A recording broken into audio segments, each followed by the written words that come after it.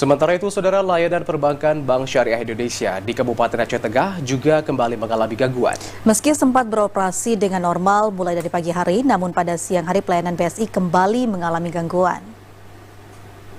Layanan Perbankan Syariah Indonesia atau BSI Kabupaten Aceh Tengah kembali mengalami gangguan. Sempat beroperasional dengan normal mulai dari pagi hari, gangguan kembali terjadi pada pukul 12 waktu Indonesia Barat. Akibatnya sejumlah nasabah tidak bisa melakukan transaksi maupun penarikan uang di sejumlah anjungan tunai mandiri atau ATM. Salah seorang nasabah di Kota Takengon, Abdul, mengatakan adanya kendala serta gangguan pada jaringan Bank Syariah Indonesia membuat dirinya serta nasabah lainnya sangat dirugikan. Hal ini menyebabkan nasabah tidak dapat melakukan transaksi maupun penarikan uang di ATM. Kondisinya sangat memberi hati bagi masyarakat setempat yang ingin bertransaksi susah, yang ingin mengambil uang susah. Jadi kalau terus kayak gini, MBS ini kan mengecewakan bagi masyarakat.